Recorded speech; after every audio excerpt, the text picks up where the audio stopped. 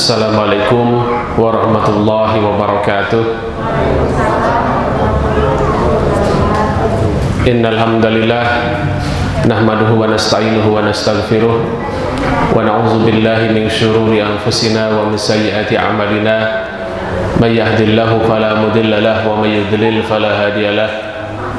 Asyhadu an la ilaha illallah wahdahu la syarika lah wa asyhadu anna Muhammadan abduhu wa rasuluhu la nabiyya ba'dah. Allahumma shalli wa sallim ala sayyidina Muhammadin wa ala alihi wa sahbihi wa barik wa sallim. Amma ba'du, fa ya ayyuhal hadirun ittaqullaha faqad fazal muttaqun. Qala ta'ala fil Qur'anil azim, a'udzu billahi minasy syaithanir rajim.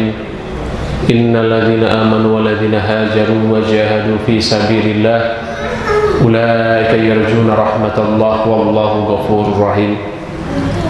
Yang kami hormati dan Allah muliakan insyaallah Bapak Ketua DKM, para sesepuh Masjid Al-Mukhtar ini, para ustaz, para alim ulama, para tokoh masyarakat, Bapak Ibu sekalian yang sama-sama merindukan rahmat dan ridha Allah Subhanahu wa taala.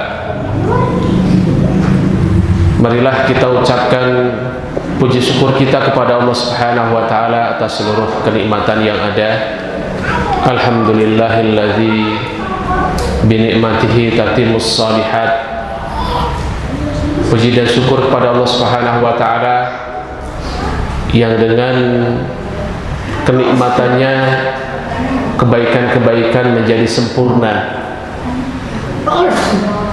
Sungguh menjadi hal yang menggembirakan adalah ketika tadi saya mendengar yang tilawah adalah anak-anak muda. Bahkan Bapak Ketua DKM mengatakan yang menjadi imam juga imam-imam muda. Masya Allah, inilah sebuah terobosan yang sebetulnya memang selayaknya demikian, generasi-generasi muda itu disiapkan. Maka kemudian kita akan lihat di dalam sejarah bagaimana yang menyambut dakwah Rasulullah SAW itu juga adalah anak-anak muda. Allah mengabadikan anak-anak muda itu di dalam surat Al-Kahfi, innahum fityatun amanu bi rabbihim wa zidnahum huda. Mereka adalah para pemuda, amanu bi rabbihim wa zidnahum huda. Mereka sudah beriman, maka kemudian kami tambahkan hidayah kepada mereka, wa zidnahum huda. Yang kemudian juga di dalam satu asar, akan tetapi ulama mempermasalahkan sanadnya adalah Rasulullah mengatakan bu'istu bil hanafiyatis samha fanasarani asy-syabab wa khadalani asy-syuyukh. Sesungguhnya aku diutus ini membawa agama Islam ini, ternyata yang menolong, membantu, yang meraih, yang mudah dijangkau oleh Rasulullah adalah anak-anak muda yang membela agama itu.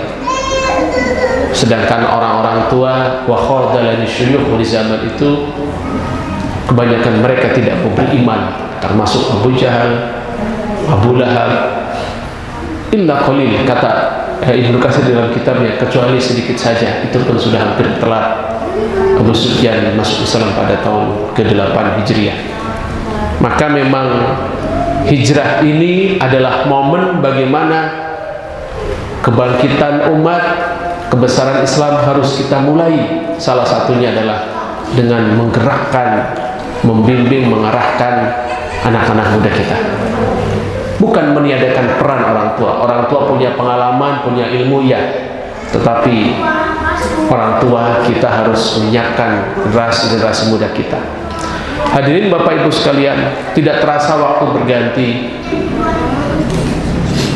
berputar terus menerus sampai kita sudah sampai di tahun 1443 Hijriah. Itu artinya jatah usia kita semakin habis, usia bertambah, waktu berjalan. Maka mari kita renungkan, ini saat yang tepat bagaimana hijrah. Rasulullah SAW memberikan inspirasi bahwa hijrah tersebut harus menuntun kita, membawa kita untuk berubah dan berubah. Al-Quran di dalam surat Al-Jumu'ah Allah mengatakan, huwallazi ba'atha fil ummiyina rasulan minhum yatlu alaihim ayatihi wa yuzakkihim wa yu'allimuhumul kitaba wa hikmah wa in kanu min qablu fi dhalalin mubin. Dengan kondisi yang dhalalin mubin. Ini jahiliyah. Ketika jahiliyah tersebutlah kemudian Allah utus seorang nabi, huwallazi ba'atha fil ummiyyin. Di kalangan bangsa Arab Allah utus seorang nabi mulia, Nabi Muhammad SAW.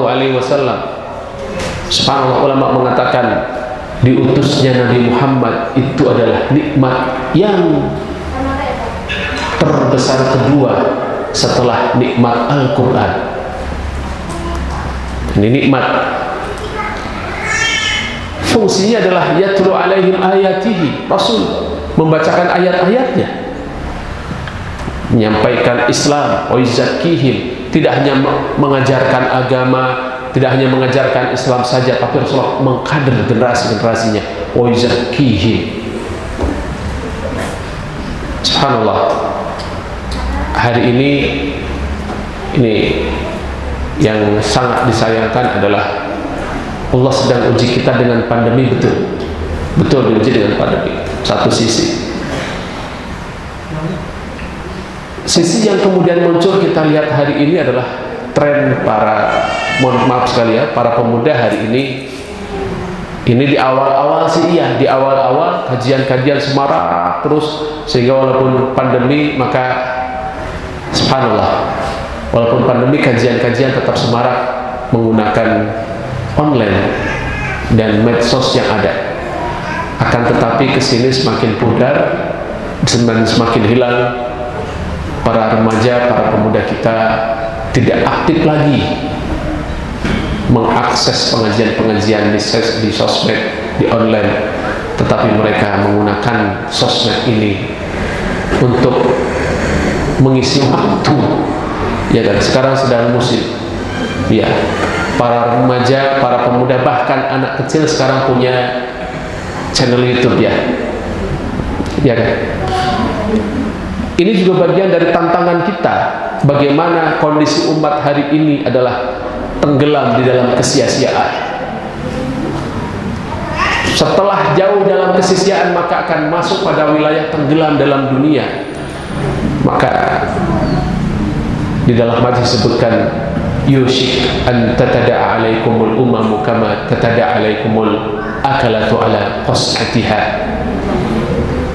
Hampir-hampir saja umat ini, gambaran dalam hadis umat Rasulullah di akhir zaman ini itu yushik an tatada'a alaikumul akala, orang-orang yang sedang lapar, yang banyak jumlahnya, mengkeroyok umat ini, dan posisi umat ini seperti maidah, seperti hidangan yang sedang dibutuhkan oleh orang-orang yang sedang lapar. Maka Rasulullah SAW ditanya oleh para sahabat, hal min qillatin nahnu ya Rasulullah? La, bal antum katsirun. Apakah jumlah kami ini sedikit wahai Rasul? Rasulullah mengatakan, tidak, banyak kalian itu. Walakinnakum gusa'un ka gusa'is sayl. Banyak tetapi tidak berkualitas, seperti buih. Buih yang banyak di lautan, kena ombak sedikit kemudian akan hancur.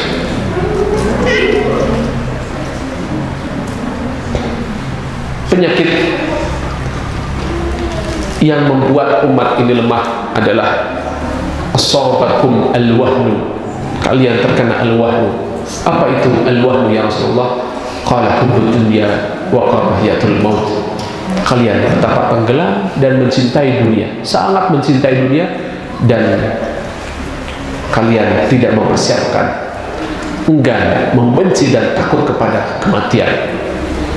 Maka ditegur oleh Allah Subhanahu wa taala dalam Al-Qur'an, innal ladzina la yarjuna liqa'ana wa radu bil hayatid dunya wa tma'annu biha wal ladzina hum an ayatina ghafilun.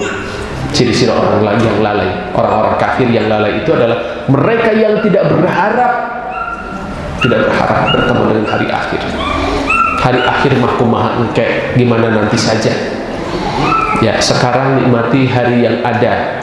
Maka mereka tenggelam di dalam ayat yang lain, surat Ibrahim ayat 3, alladzina yastahibbuna al-hayatad dunya.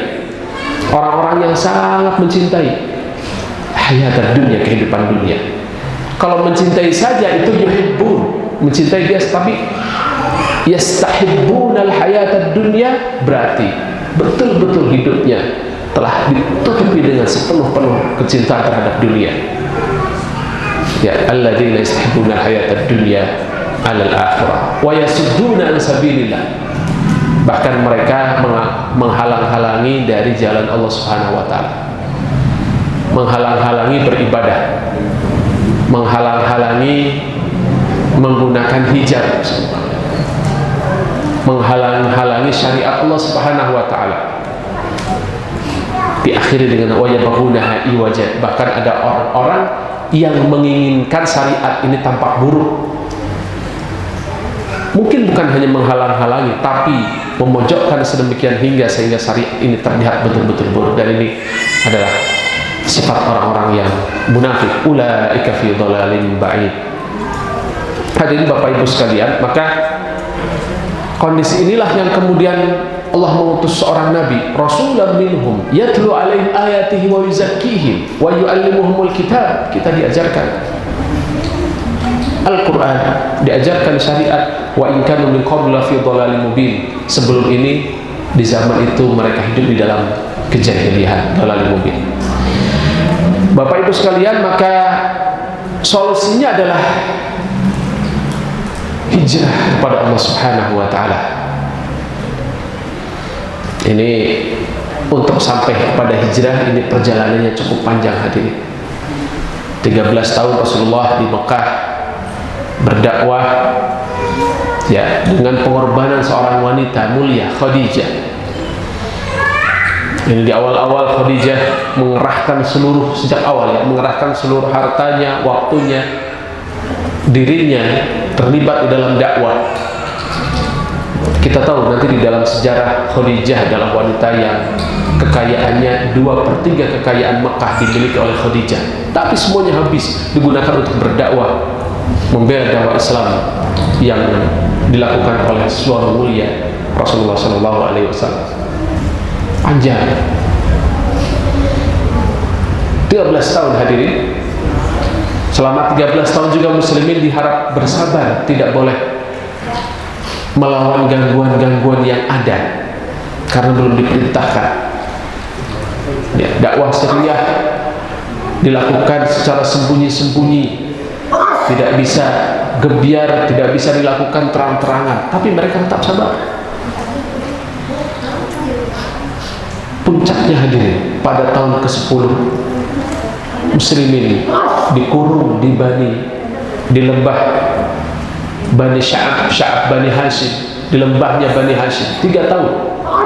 Jadi kalau hari ini kita subhanallah, kita PPKM, kita tidak bisa kemana-mana, ya kan, 2 pekan yang lalu ditambah lagi kita kadang sudah mengeluh, ya, pandemi, kita tidak bisa kemana-mana, lockdown, tidak bisa kemana-mana.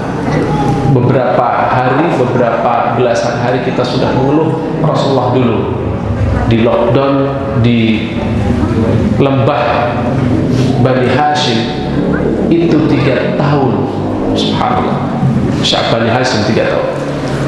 Makanan, suplai makanan terbatas, tidak boleh melakukan kegiatan ekonomi. Bahkan subhanallah, kegiatan sosial, pernikahan, lamaran tidak boleh dilakukan dengan luar Bani Hashim. Terbatas sekali. Orang banyak yang sakit. Khadijah sakit. Khadijah, seorang wanita yang mulia sejak awal membantu perjuangan itu, juga sakit. Yang kemudian kelak setelah selesai lockdown itu kemudian meninggal Khadijah, meninggal paman Rasul. Kemudian inilah yang dikatakan sebagai Amul Husni.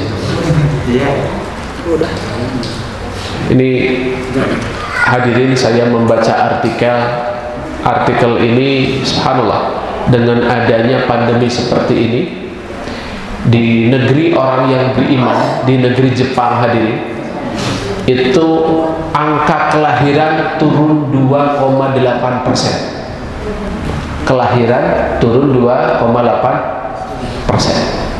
Sementara di kita, subhanallah, dengan adanya lockdown begini, pandemi begini, angka kehamilan naik. Barokah kan?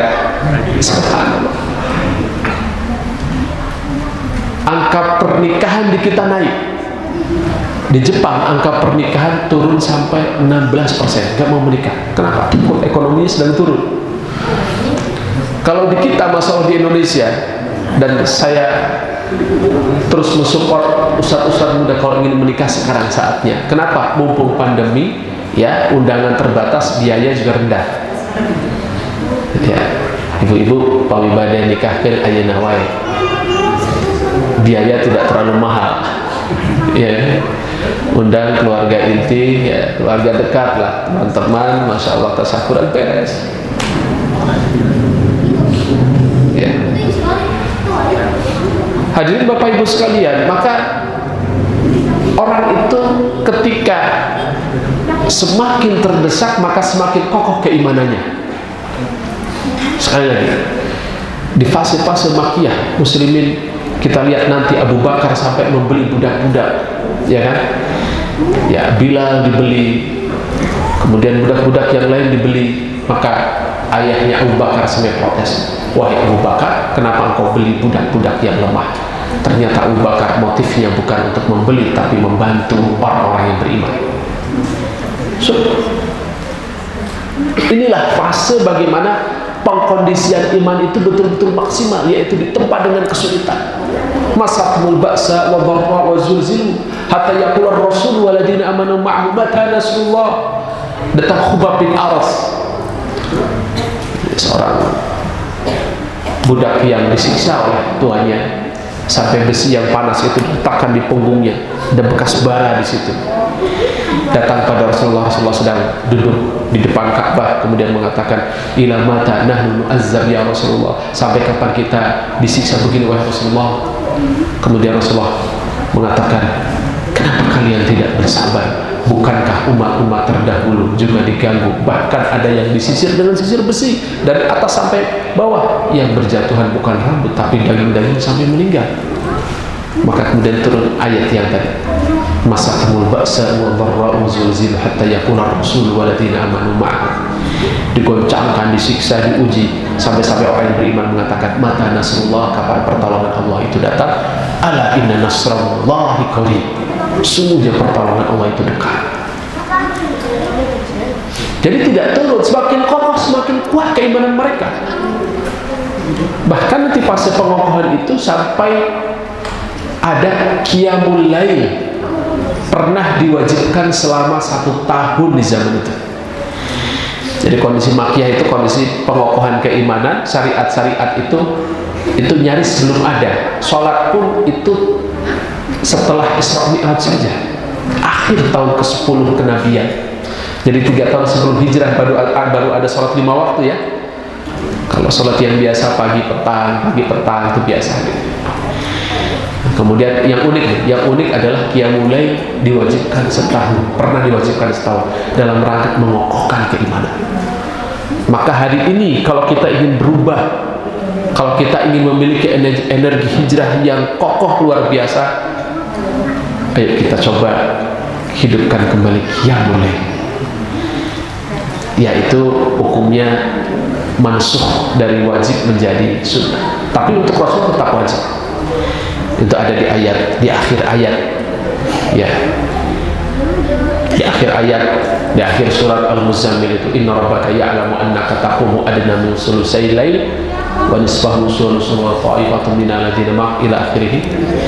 Allah mengatakan, Allah tahu di antara kalian ada yang berjihad, ada yang berdagang, ada yang sedang musafir dan seterusnya, sehingga qiyamul lail dimansukh, dihapus hukumnya dari wajib menjadi sunnah.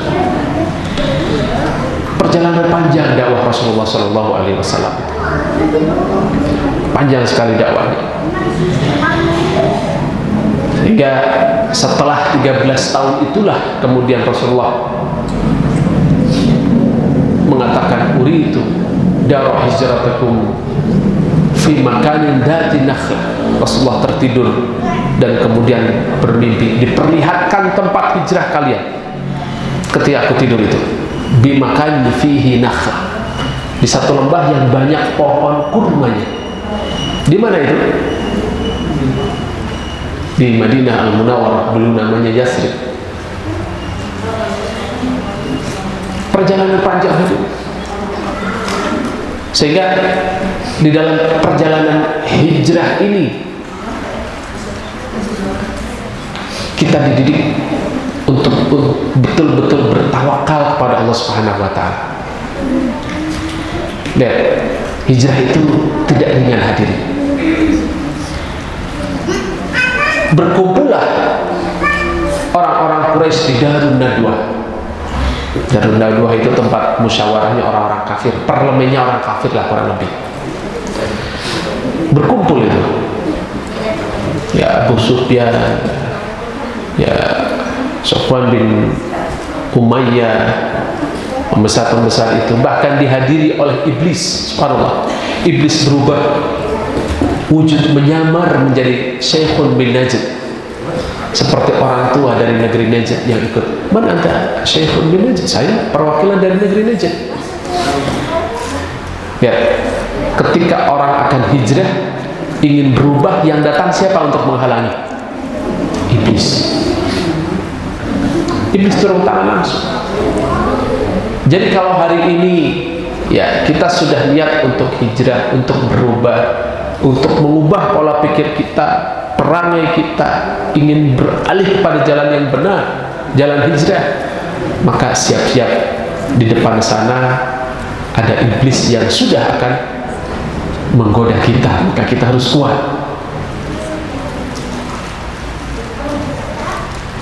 Namun tentunya itu semua akan ringan. Innahu laisa sultanun 'alal ladzina amanu wa 'ala rabbihim yatawakkalun. Iblis, syaitan tidak punya kekuatan.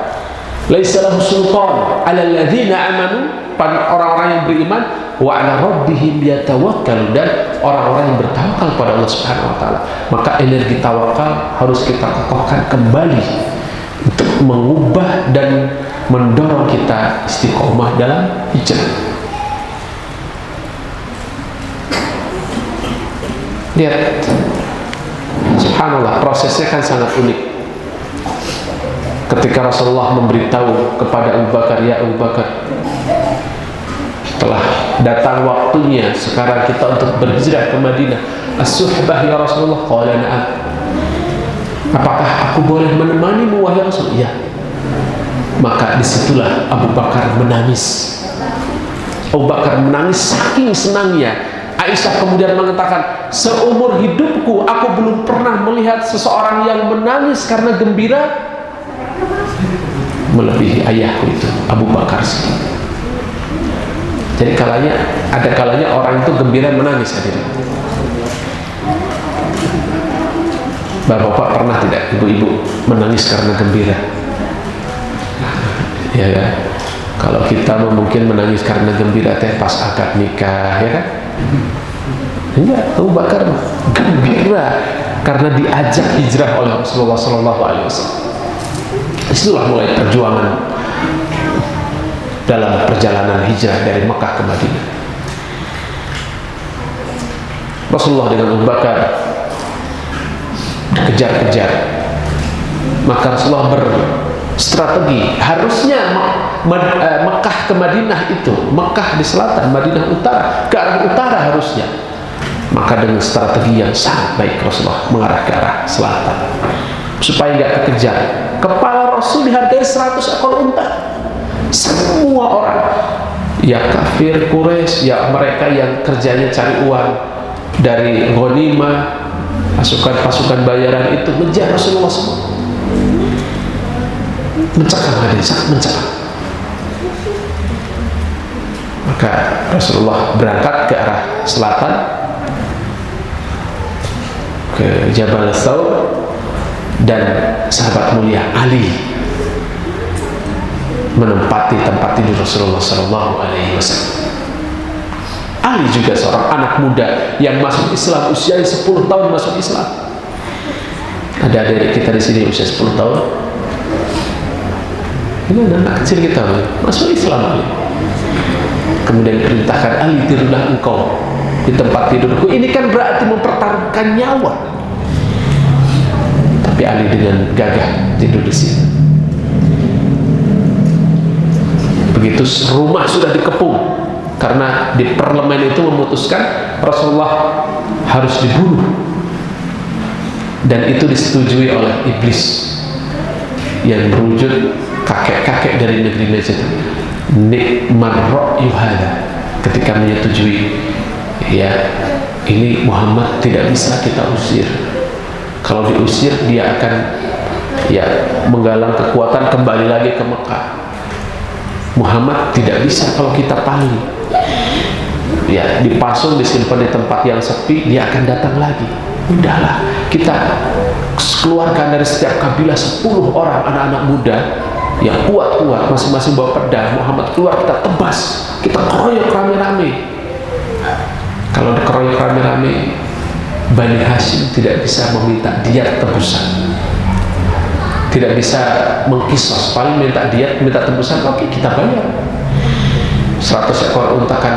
Kalau 10 kabilah masing-masing bayar patungan 10. Disepakati oleh iblis dan Ali ternyata di situ.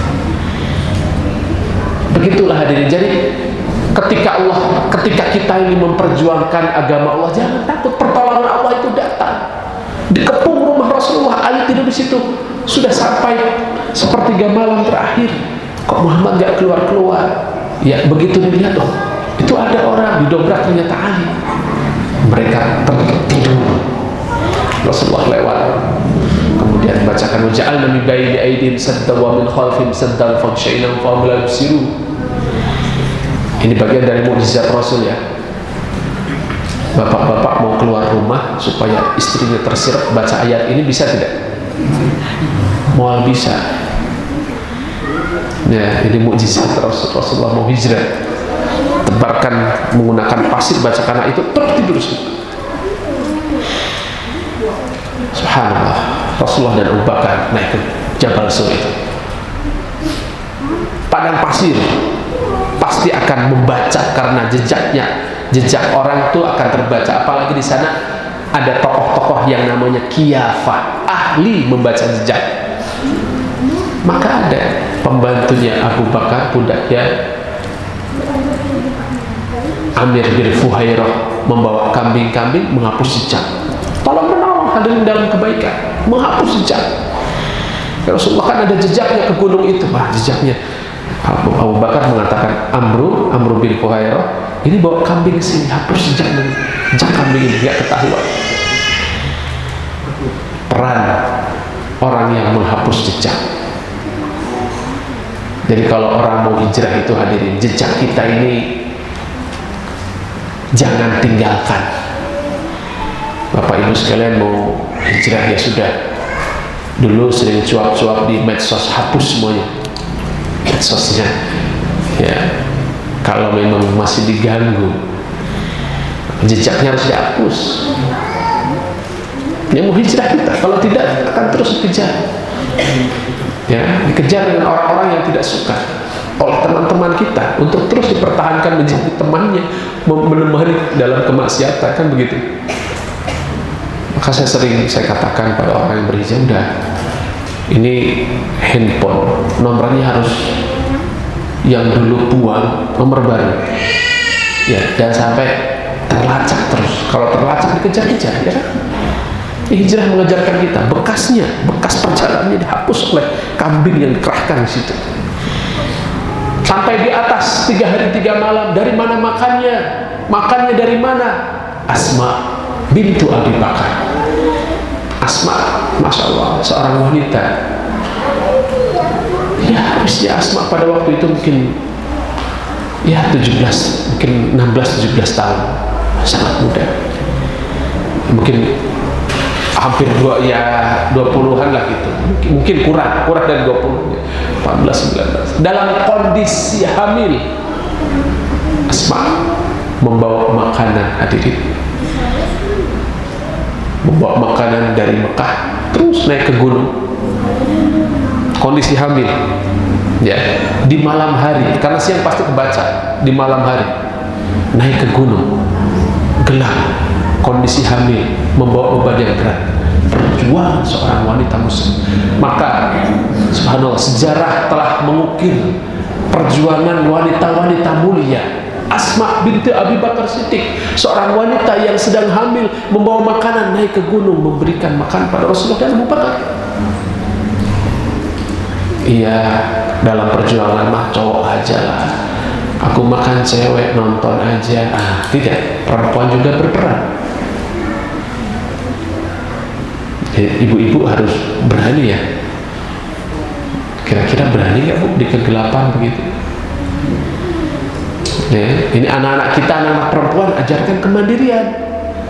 Bapak Ibu sekalian, anak perempuan ajarkan kemandirian. Anak laki-laki ajarkan tanggung jawab. Ini mohon maaf sekali, hari ini saya melihat anak laki-laki kita ini kurang terarah pendidikannya. Hadir, Umar bin Khattab itu mengatakan begini, innallaha yuhibbur rajulan idza daraba auja. Allah itu suka kepada laki-laki kalau dia mukul, sedang berjihad, maka pukulannya keras. Auja, pukulannya itu menyakiti, jangan memukul pelan. Maka memang mendidik anak laki-laki dengan mendidik anak perempuan berbeda tidak? Beda. Anak laki-laki itu karakternya kuat. Wa idza takallama asma. Dan ketika dia berbicara terdengar. Laki-laki itu harus lantang kalau ngomong, terdengar. Tidak boleh laki-laki berbicara mendayu-dayu. Suaranya mendayu-dayu, lembut, gemulai. Wa idza masya asra. Kalau jalan harus cepat. Anak laki-laki jalan itu harus cepat. Umar mengatakan begitu. Jadi kalau saya lihat anak laki-laki belajar jalan ini pelan ya, sambil ngobrol. Kalau ada Umar dimarahin itu. Anak laki kalau jalan harus cepat, ngomong harus kencang, mukul harus keras. Kalau ada perempuan tidak, ya, ajarkan rasa malu.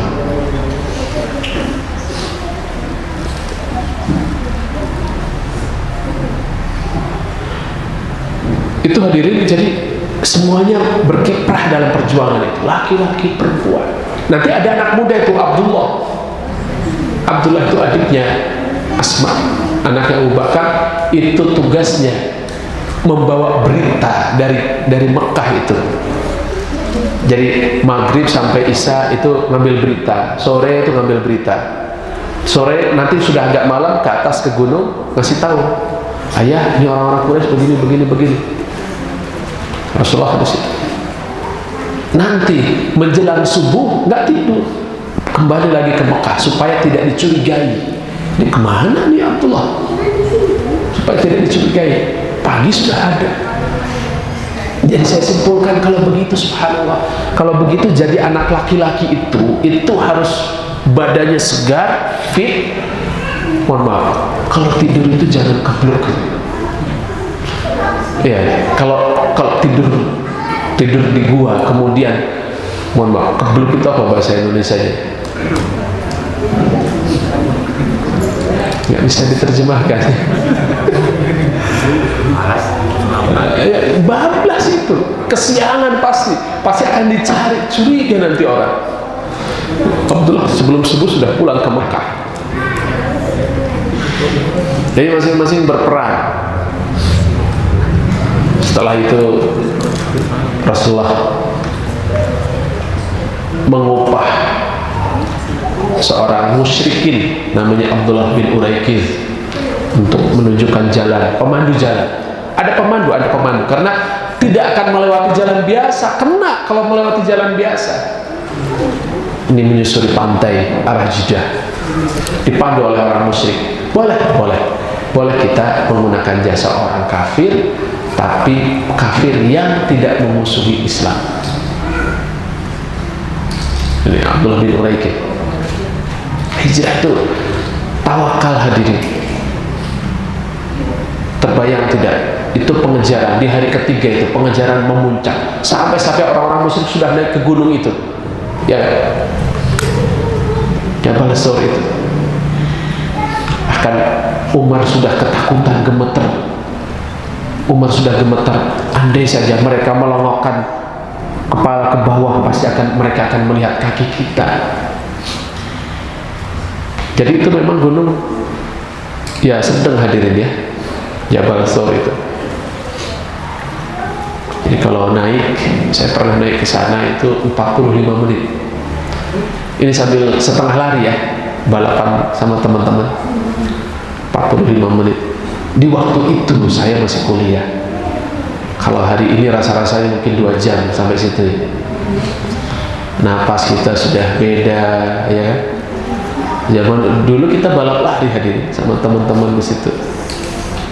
Terjal, saya lihat terjal, oh terjal. Saya sih ngebayanginnya Asma saja itu dengan kondisi terjal, malam hamil, bawa makanan itu seperti apa. Itu hadirin, dan tenanglah kalau kita memperjuangkan syariat, Allah akan tolong.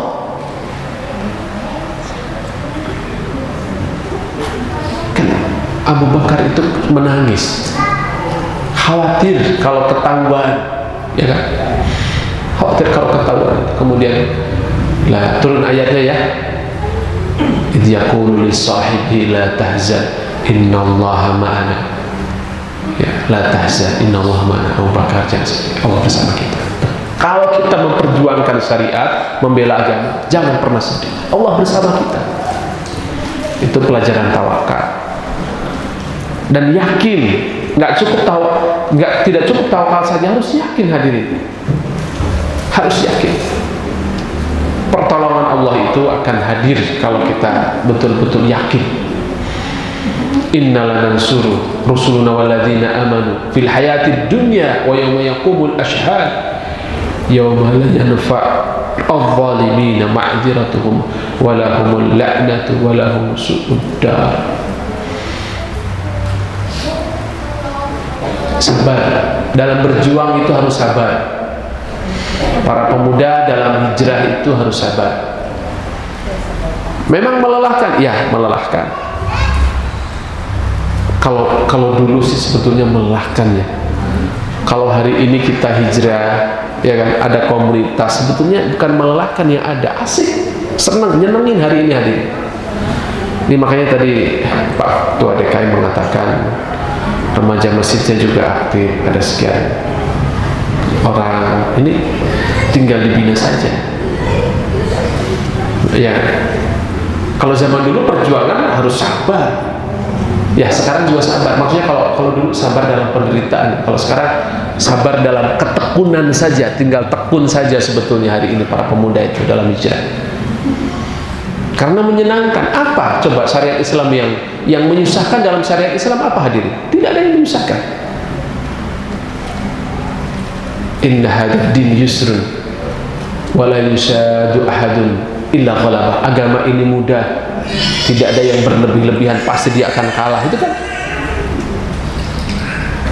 Bahkan Rasulullah dalam syariat itu ketika dihadapkan dua pilihan, yang ada dua pilihan, maka ikhtara aisarahuma malam yakun isman. Kalau ada dua pilihan, maka Rasulullah selalu memilih yang termudah. Selama tidak dosa yang itu, maka Rasulullah pilih yang termudah. Agama ini sangat mudah hadirin, sangat mudah.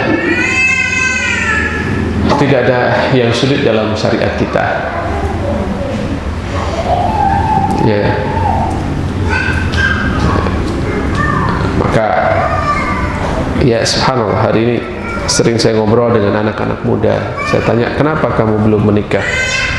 Oh, nanti Pak, saya mengikuti Nabi kan usia 25.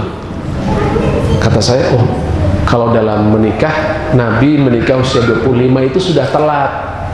Rasulullah sendiri mengatakan telat kok. Karena masyarakat di zaman itu usia belasan akan sudah balik, sudah menikah. Ya. Maka subhanallah hadirin, saya melihat seorang ustadz teman saya meminta saya untuk isi kajian pranikah, anaknya mau menikah baru semester 3, ada yang melamar kakak kelasnya semester 5. Terus gimana? Ya saya nikahin aja, ngapain? Ya, karena khawatir para pemuda, para pemudi hari ini, ya, kalau sudah ada yang cocok, kenapa tidak dinikahkan saja? Lagi kuliah, ya biarin saja lagi kuliah. Justru ketika masing-masing kuliah, ya apa sulitnya Ustaz? Saya biayai anak saya, suaminya dibiayai orang tuanya. Karena masih kuliah maka membiayai masing-masing. Justru kita tenang, anak kita ini ada yang bertanggung jawab. Kata saya, ya betul. Dan sepertinya sudah sangat jarang hadirin ya yang kuliah dinikahkan oleh kedua orang tuanya, kecuali mereka yang mengerti syariat saja. Ya, maka sabar dan yakin di dalam hijrah, harus yakin. Maka di dalam Al-Quran disebutkan, wa kadzalika ja'alnahum a'immatan yahduna bi amrina lamma sabaru wa kanu bi ayatina yuqinun. Demikianlah kami jadikan mereka itu para pemimpin yang sukses, mendapatkan petunjuk. Dua syarat. Lamma sabaru, ketika mereka bersabar dalam berjuang. Ini kalau kita bosenan, dibully sedikit nggak ke masjid lagi, oh hijrah ya rupanya, dibully sedikit nggak ke masjid, ya, dibully sedikit pensiun dari hijrah. Nah, harus sabar. Lamma sabaru wa kanu bi ayatina yuqin, dan yakin akan pertolongan Allah Subhanahu wa taala. Maka Ibnu Qayyim mengatakan bisabri wal yakin tunal imama fid din. Dengan kesabaran dan yakin kita ini akan diberikan kemenangan, kesuksesan. Ya kan? Dalam hadis kan as-sabru nisfuddin. Kesabaran kan setengah agama. Kalau kita sudah sabar berarti ya Masya Allah, kita sudah melakukan setengah perjuangan dalam agama. Wal yakinu dinu kullu, dan keyakinan itu seluruh agama, kekuatannya itu ada di dalam keyakinan kita. Maka marilah kita berubah dalam hidup kita, mari hijrah dan yakin akan pertolongan Allah Subhanahu wa taala. Nikmat hadirin, nikmat sekali kalau kita yakin itu. Kita lihat Nabi Ibrahim. Coba apa yang membuat Nabi Ibrahim menyimpan Hajar dan Ismail di lembah yang tandus, nggak ada air, nggak ada pohon-pohon. Inni askantu min dzurriyyati biwadin ghairi dzi zar'in inda baitikal muharram. Apa? Kenapa bisa seperti itu? Jawabannya adalah Nabi Ibrahim memiliki energi yang dahsyat. Energi itu adalah al-yaqin, keyakinan. Karena ada keyakinan, maka orang yang yakin itu hadirin doanya beda dengan orang-orang yang putus asa, beda. Orang yang yakin dengan Allah itu, dengan manhaj Allah itu berbeda doanya dengan orang yang ya hanya sekedar materi, himmahnya, obsesinya sekedar dunia, beda. Maka seorang yang yakin itu mengatakan, Rabbana inni askantu min dzurriyyati biwadin ghairi dzi zar'in inda baitikal muharram. Ya Allah, saya simpan istri dan anakku ini di negeri yang tandus, nggak apa-apa, tapi di tanah sucimu, tanah suci, nggak apa-apa, tandus, gersang, nggak ada air, nggak apa-apa. Maka di dalam mendidik itu ya yang penting konsepnya benar. Tempatnya gersang, fasilitas nggak bagus, tidak dilihat. Yang penting konsepnya benar. Yang penting Ibrahim juga yang penting inda baitikal muharram, yang penting di tanah suci. Lihat tanah suci, inda baitikal muharram. Ini juga konsep dalam kehidupan kita ya, nih kalau kita cari tempat tinggal yang dekat dengan masjid. Kalau masjid ini kan suci ya. Rabbana liyuqimus shalah, ya Rabb, jadikan mereka orang-orang yang mendirikan salat. Ya, konsepnya yakini. Kedua, kita bukan hanya sekedar konsep, tapi dekatkan diri kita dengan liyuqimus shalah, agar mereka mendirikan salat. Ibadah mahdoh, baru ibadah wajal afidatan minan nas tahwi ilaihi, jadikan generasiku ini orang-orang yang akhlaknya baik sehingga orang-orang mencintainya. Tahwi ilaihi, itu akhlakul karim. Jadi berbanding lurus ya, ibadah bukan hanya kepada Allah saja, tapi ada hablum minan nas. Baru terakhir, doanya yang terakhir adalah warzuqhum minas samara, berikan rezeki kepada mereka ya Rabb. Ya, urusan rezeki terakhir saja. Ya, yang penting generasi kita ini ya mendirikan sholat, akhlaknya baik. Untuk rezeki didoakan, ya didoakan, tapi terakhir sekali. Ya, warzuqhum minas samarat. Ya, berikan samarat, buah-buahan kepada mereka ya. Kan hari ini melimpah ruah di Mekah ya. Ya buah-buahan, ya air, padahal tidak. Masya Allah ya, itu air Zam-Zam nggak kering-kering sampai hari ini. Buah-buahan, padahal di negeri Arab itu tidak ada kebun apel, tidak ada buah-buahan didatangkan dari luar dan semuanya ada di sana. Ya, yakin ya, jadi dalam hijrah jangan pernah berhenti, terus sabar dan yakin. Berikutnya tadi sudah peran wanita sudah ya. Peran wanita Khadijah tadi. Asma sudah saya sampaikan bagaimana Asma membantu perjuangan Khadijah, membantu perjuangan dengan tenaga, dengan harta pada Rasulullah SAW. Seorang wanita yang sangat menenangkan, bikin tenang. Jadi ibu-ibu ini awas, jangan sampai lupa, ibu-ibu itu tugasnya menenangkan suaminya, menenangkan, bikin tenang. Jadi ketika Rasulullah dapat wahyu, gelisah, merasa ketakutan, sampai kemudian selimuti aku, itu seorang istri yang solehah menenangkan, diselimuti, nggak ditanya dulu, selimuti dulu, bikin tenang dan nyaman. Bahkan dipuji, suamiku jangan khawatir, innaka la taqrid dhaif, engkau itu suka menjamu tamu, tasilul arham, engkau suka silaturahim. Dipuji suami.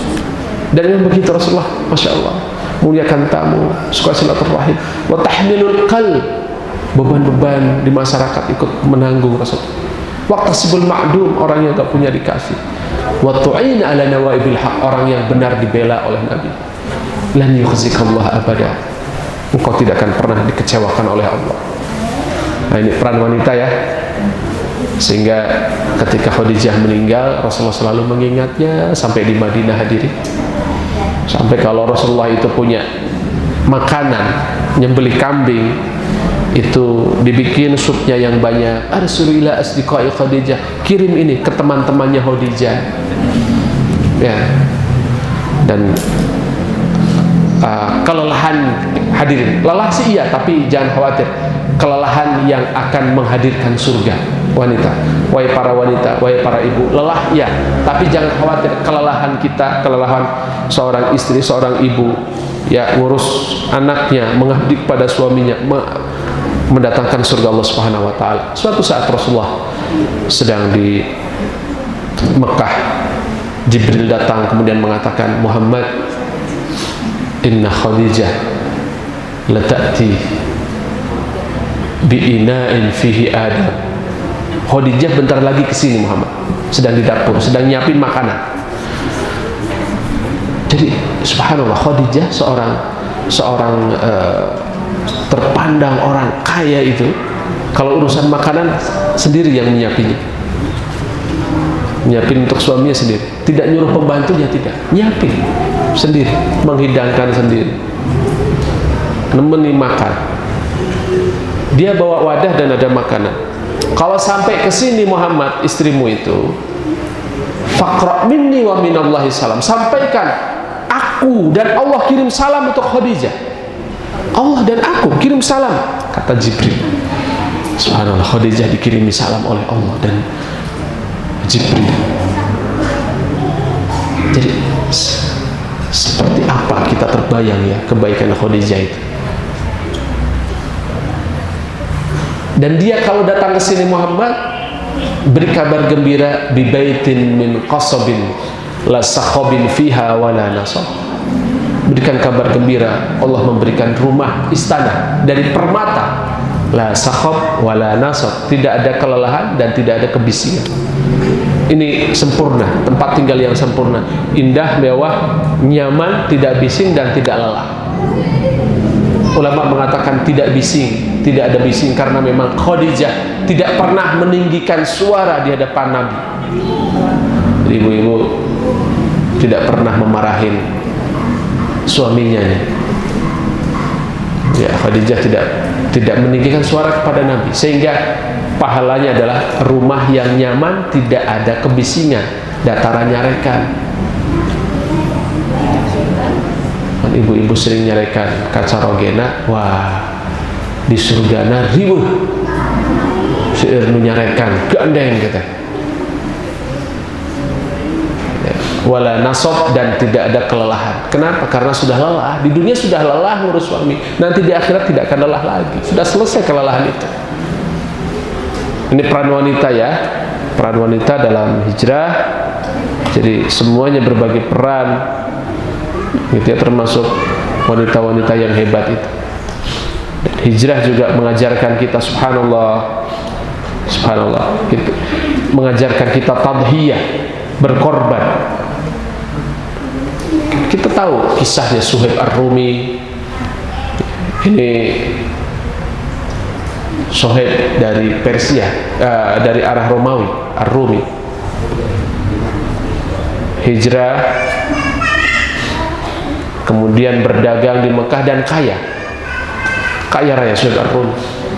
Ketika akan hijrah dicegat, wahai Suhaib, apakah kami akan meninggalkanmu? Engkau datang dulu nggak punya apa-apa ke Mekah, engkau berdagang, engkau jadi orang kaya. Sekarang kau mau ke Madinah, apakah kamu kira kami akan membiarkanmu, wahai Suhaib? Tidak pernah kami biarkanmu. Jika engkau ingin hijrah ke Madinah, serahkan harta. Maka Suhaib tidak panjang kala. Oke, kalau itu yang, jika keinginanmu hanya harta itu, ku beritahu tempat-tempat hartaku itu, aku akan hijrah. Jadi hijrah itu mahal hadirin, ditebus dengan harta yang melimpah. Boleh pergi ke Madinah kalau hartanya diserahkan, dan dilakukan oleh Suhaib. Suhaib memilih hijrah, bergabung dengan Rasul daripada harta yang melimpah itu. Kalau kita kan mungkin ya harta yang selama ini lelah kita kumpulkan, mungkin mikir. Tapi ini untuk hijrah, Suhaib tidak memikirkan. Maka untuk amal soleh hadirin, pelajaran jangan pernah mikir-mikir. Selama uangnya ada, materinya ada, bismillah. Ini transaksi yang paling untung ini. Sehingga sampai di Madinah, Rasulullah mengatakan, Robihal bai' Aba Yahya, Robihal bai' Aba Yahya. Sungguh perniagaanmu itu untung, Abu Yahya Suhaib. Sungguh perniagaanmu itu untung, wahai Suhaib, wahai Abu Yahya. Gitu ya. Jadi kalau kita infak, sedekah, wakaf, itu bukan rugi, itu untung itu. Ya kan? Hadisnya kan begitu. Sahih Robihal bai' Aba Yahya, Robihal bai' Aba Yahya.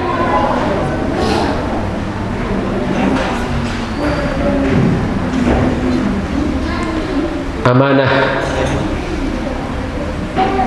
Subhanallah hadirin, ini amanah yang luar biasa. Pelajaran amanah juga kita ambil dari pelajaran kisah hijrah Nabi. Rasulullah kan gelarnya Al-Amin. Jadi anehnya begini hadirin, orang-orang Quraisy itu mereka memusuhi Nabi luar biasa. Bahkan Nabi mau ditukar, ya kan, ditukar kepada Abu Talib. Abu Talib, serahkan keponakanmu kepada kami, sebagai gantinya kami akan berikan keponakan kami yang lebih cakep dari Muhammad. Ya, makin marah kan Abu Talib ya. Ya. Dimusuhi tapi dipercaya. Terbayang tidak hadir? Orang dimusuhi di Mekah itu, tapi karena karakternya Al-Amin, dipercaya, orang-orang menitipkan barangnya di rumah Rasul, menitipkan uang, menitipkan emas kepada Rasul. Daripada dititipkan ke tetangganya, ke teman-temannya nggak dipercaya, dititipkan kepada Rasul. Sampai-sampai begitu mau hijrah, barang titipan itu banyak, dikembalikan dulu. Ali, ini kembalikan, ini titipan pulang, kembalikan semua. Subhanallah, amanah hadirin. Kira-kira hari ini masih ada tidak orang yang amanah seperti itu? Jarang ya. Subhanallah. Para pedagang yang amanah maka akan bersama para nabi ya. Tajirus shadih ba'an nabiyyin wasiddiqin wasyuhada wassalihin. Para pedagang yang jujur itu nanti pada hari kiamat kedudukannya bersama para nabi. Subhanallah, ini amanah. Ini negeri kita, Masya Allah, PR besar. Ini amanah harus kita terapkan di seluruh level. Dimulai dari keluarga kita, kita didik anak-anak kita menjadi orang-orang yang amanah. Di sekolah kita, di tempat kerja, di masyarakat kita. Kalau amanah ini nikmat hadir. Kalau amanah ini nikmat, kalau amanah ini. Sampai-sampai ketika pemimpinnya amanah, itu Baitul Mal itu melimpah. Khalifah itu, Umar itu kebingungan, ini mau dikemanain uang ini. Kalau kita hari ini kan kita subhanallah hutang kita semakin hari semakin bertambah ya. Di zaman Umar kebingungan, ini banyak banget harta di Baitul Mal, dikemanain ini? Sehingga orang yang baru lahir, bayi, itu diberikan yufrid mi'ata dirham, diberikan 100 dirham. Satu dirhamnya hadirin hari ini 85.000. 85.000 kali 100 berapa?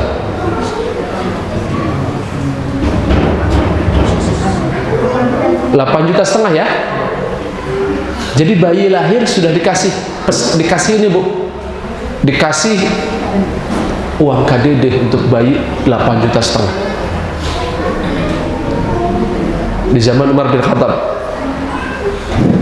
kasih 8,5 juta, 8,5 juta. Kalau di kita anak baru lahir hitungannya sudah menanggung beban ya. Maka perlu ruhul amanah ini kita gelorakan di seluruh generasi kita. Di zaman Umar bin Abdul Aziz juga begitu. Baitul Mal sangat melimpah. Sehingga Umar itu didatangi oleh sekretarisnya, kemudian mengatakan, Umar, ini di negeri kita ini tidak ada orang yang mau menerima zakat, sejahtera semuanya. Baitul Mal kita masih banyak ini. Kata Umar, ya sudah kalau begitu, coba cari orang yang berhutang. Bapak Ibu sekalian di sini ada yang punya hutang tidak? Nah ini kata Umar, coba catat orang-orang yang berhutang itu, orang yang berhutang bagi. Masya Allah, andai saja Umar bin Abdul Aziz hadir ya, nggak ada yang punya hutang, dibayarin dari negara. Ya baik, kumpulkan, dicatat, dibagi, masih tersisa. Umar, masih banyak ini yang punya hutang sudah habis. Oke, kalau begitu engkau cari pemuda-pemuda yang belum menikah, tidak mampu menikah karena nggak ada biaya, kumpulkan semua, kasih biaya, suruh mereka menikah. Subhanallah, di zaman itu tidak ada yang jomblo hadir, karena memang kalau alasannya karena biaya, cover dari Baitul Mal. Umar bin Abdul Aziz masih ada, dibagi semua, seluruh timur dan barat dibagi, masih ada. Oh kalau gitu ya, engkau belikan gandum, taruh di bukit-bukit, di gunung-gunung gandum itu, supaya burung-burung tidak kelaparan. Kalau gunung hari ini di kita sangat hijau, sangat mudah untuk cari makan binatang-binatang. Di zaman itu kan gunung itu ya gunung batu, Kalau musim kering ya memang tidak ada makanan, simpan di gunung-gunung supaya orang-orang itu, masya Allah, ya, burung-burung supaya tidak kelaparan. Itu amanah ya, pelajaran amanah Rasul yang amin itu. Keberanian juga kita pelajari dari Ali bin Abi Thalib. Jadi pemuda itu harus berani yang terukur ya, bukan berani yang ngawur. Takhtik juga tadi, strategi Rasulullah SAW bagaimana hijrah sudah diatur semuanya. Ke arah selatan dulu, ke arah Yaman, supaya nggak kebaca. Kenapa? Karena Madinahnya kan di utara. Setelah ke arah Yaman kan orang-orang nyari ke sana, ya, memelipir ke sini, ke Sahil, ke arah pantai Laut Merah, melipir.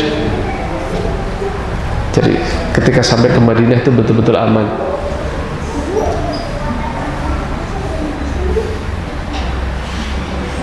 Ada juga di sini, hijrah ini mengajarkan kita mencintai negeri hadir, mencintai tanah air kita. Dan itu juga yang dilakukan oleh Rasulullah. Rasulullah itu berat loh, mau hijrah dari Mekah ke Madinah, berat hadir. Sampai di perbatasan Mekah itu Rasulullah berbalik ke Mekah dan mengatakan, innaki la ahabbul biqa ilallah, lakin qaumuki akhrujuni minki fakharajtu. Mekah, engkau itu adalah negeri yang paling kucintai, tetapi pendudukmu itu mengusir saya sehingga harus saya tinggalkan engkau. Ya, tidak ada yang tidak rindu ke tanah airnya. Rasulullah di Madinah juga merindukan Mekah. Ya. Pelajaran berikutnya adalah al-muwadhafah wa ta'ayush silmi. Ada pelajaran penting nanti di Madinah. Di awal-awal muslimin hidup berdampingan dengan Yahudi, dengan orang-orang musyrik, tidak ada masalah. Permasalahan itu dibuat sama mereka sendiri, sama orang-orang Yahudinya sendiri. Ada itsar, lihat itsar. Wa yusiruna ala anfusihim walau kana bihim khasasah. Ya, ketika sampai di Madinah itu semua orang pengen menjamu sahabat-sahabat muhajirin, sampai mereka yang tidak punya apa-apa pun ingin menjamu. Suatu saat datang tamu Rasulullah SAW dan dikatakan, wahai Ansar, ini ada tamuku, siapa di antara kalian yang ingin menjamu? Maka ada seseorang yang mengatakan, di saya saja wahai Rasul. Dia mungkin tidak tahu ternyata di rumahnya tidak ada apa-apa. Siap saya ajar Rasul. Begitu sampai rumah, istriku, siapkan makan malam, kita kedatangan tamu Nabi. Suami, kita tidak punya apa-apa. Ada juga makanan bayi kita. Tidak ada apa-apa? Iya, tidak ada apa-apa. Ada juga makanan bayi kita. Oh, ya udah, karena ini tamu Rasul. Ya kalau kita kan mungkin, aduh gimana ya Pak, mungkin saya ada perlu dulu, saya tidak bisa menjamu, nanti besok deh, mungkin begitu. Oh ini enggak. Ya udah, anaknya diboboin aja, digendong-gendong biar bobo. Kalau sudah bobo, itu makanan bayi, kamu dimasak. Iya kan, itu cuma untuk satu porsi. Ya sudah, gak apa-apa. Hidangkan saja untuk tamu kita. Pas mau makan, lampu ini matikan lampunya. Subhanallah, itu dilakukan hadirin. Jadi bayinya ditidurkan dulu. Setelah itu makanan untuk bayi dimasak, dihidangkan. Sebelum dihidangkan, lampu dimatikan, gelap, dihidangkan. Semuanya pakai piring di situ. Cuma yang terisi makanan hanya sang tamu saja. 3 orang pura-pura makan. Ya, begitu sudah habis, lampu dimatikan, dihidupkan kembali. Kok bersih sekali ya? Memang demikian. Rasulullah mengajarkan kita kalau makan harus bersih, ya kan? Padahal memang gak ada apa-apanya hadirin. Subhanallah. Kemudian pagi harinya Rasulullah menemui orang ini dan mengatakan, di masjid bertemu, dan Rasulullah mengatakan, qad dhahikallahu min san'ikum al-barih. Allah telah ridho terhadap apa yang kalian lakukan tadi malam.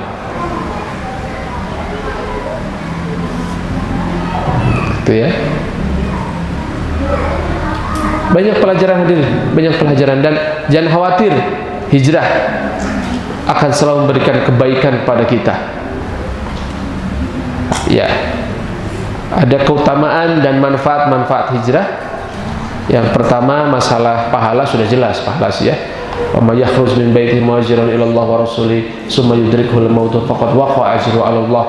Barang siapa yang keluar dari rumahnya hijrah pada Allah dan Rasulnya, kemudian meninggal, maka dia sudah mendapatkan pahala. Innal ladzina amanu wal ladzina hajaru wa jahadu fi sabilillah ulaika yarjuna rahmatullah. Orang-orang yang beriman, orang-orang yang hijrah dan jihad fi sabilillah, tentu jihad dengan makna yang benar ya. Itu mereka mendapatkan, mengharapkan rahmat Allah, dan Allah beri. Karena Allah Maha Pemberi rahmat dan pengampun. Yang kedua, jangan khawatir hadirin, di dalam hijrah akan ada rizki, rizqul hasan. Ya, wa may yakhruj min baitihi wa may yuhajir fi sabilillah yajid fil ardi muraghaman katsiran wasa'. Barang siapa yang hijrah dari rumahnya keluar fi sabilillah, tenang saja, di tempat yang lain akan mendapatkan muraghaman katsiran wasa', tempat hijrah yang nyaman dan keluasan rezeki. Ya aduh, gimana Pak, kalau saya hijrah nanti rezeki saya habis? Ya tidak, justru dengan hijrah rezeki kita bertambah banyak dan bertambah barokah.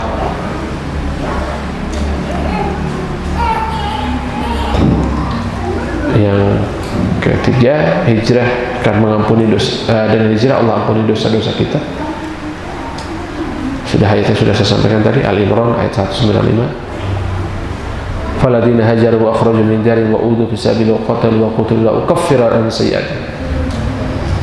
Orang-orang yang berhijrah dan keluar dari rumahnya, dia disiksa di jalan Allah. Ya. Wa qatalu, dia berjihad tapi dia meninggal, mati. La ukaffiru anhum sayyi'atihim. Sungguh akan kami hapus kesalahan-kesalahan mereka. Jadi hijrah kita nih hijrah ini ada makna, hijrah itu ada dua. Pertama, hijrah al-jismi, hijrah secara fisik kita. Kalau zaman dulu dari Mekah ke Madinah, dan itu pun batasannya sampai Fathu Mekah tahun ke-8. Setelah tahun ke-8 tidak ada lagi hijrah, karena Mekah sudah dibuka, sudah ditaklukkan. Maka Rasulullah mengatakan, la hijrata ba'dal fath walakin jihadun wa niyatun. Setelah Fathu Mekah tidak ada lagi hijrah, yang ada adalah jihad dan niat meninggikan kalimat Allah. Gitu ya. Nah, berikutnya, orang yang hijrah akan mendapatkan rahmat Allah Subhanahu wa taala. Innal ladzina amanu wal ladzina hajaru wa jahadu fi sabilillah ulaika yarjuna rahmatullah wallahu ghafurur rahim. 200 Al-Baqarah 218.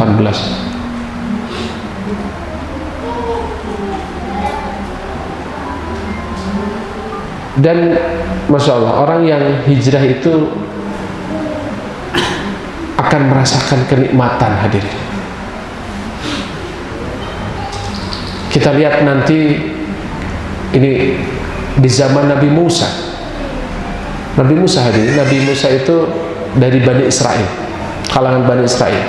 Dan tugas Nabi Musa itu membawa pulang Bani Israel yang dari Mesir, diajak pulang ke Ardul Muqaddasah, didakwahi dan diajak pulang ke Ardul Muqaddasah.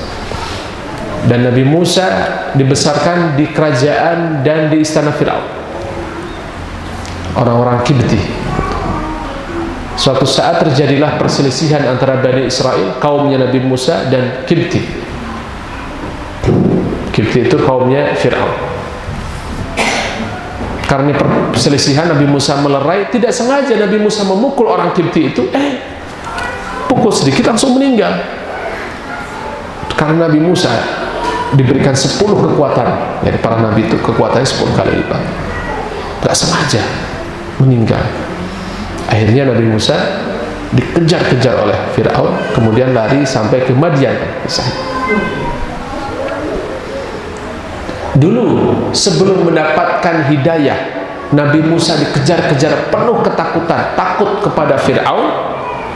Tetapi ketika sampai di Madian, kan datang kenabian di situ, diangkat menjadi nabi, mendapatkan hidayah. Setelah mendapatkan nubuah dan hidayah, dulu lari dari Fir'aun, sekarang malah mendatangi Fir'aun untuk didakwahi. Tidak ada ketakutan, tidak ada kekhawatiran, tidak ada kegelisahan. Jadi orang yang hijrah itu, hadirin, sebelum hijrah itu kok hidup kita sempit, ya, banyak kegalauan, ketakutan. Tapi insya Allah setelah hijrah akan seperti Nabi Musa yang dulu lari dari Mesir ketakutan, sekarang Mesir malah didakwahi dengan harapan mendakwahi Fir'aun. Jadi dengan hijrah, dulu ketakutan, muncul kegelisahan. Setelah hijrah, ketakutan hilang, yang hadir adalah kebahagiaan dan ketenangan. Baik hadirin, itu saja yang dapat disampaikan. Mudah-mudahan ini menjadi momen yang baik untuk kita di 1 Muharram 1443 Hijriah ini. Mudah-mudahan Allah berikan anugerah kita lebih baik dari yang sebelumnya, berikan kekuatan untuk istiqomah. Saya juga melihat masjid ini sedang dibangun, ya. Mudah-mudahan Allah cukupkan rezekinya, hadirin, untuk menyelesaikan pembangunan ini dan diberikan kekuatan untuk memakmurkannya. Mudah-mudahan Allah juga segera enyahkan bencana pandemi wabil khusus dari negeri kita. Itu saja. Aku qauli hadza wa astaghfirullah li wa lakum. Assalamualaikum warahmatullahi wabarakatuh.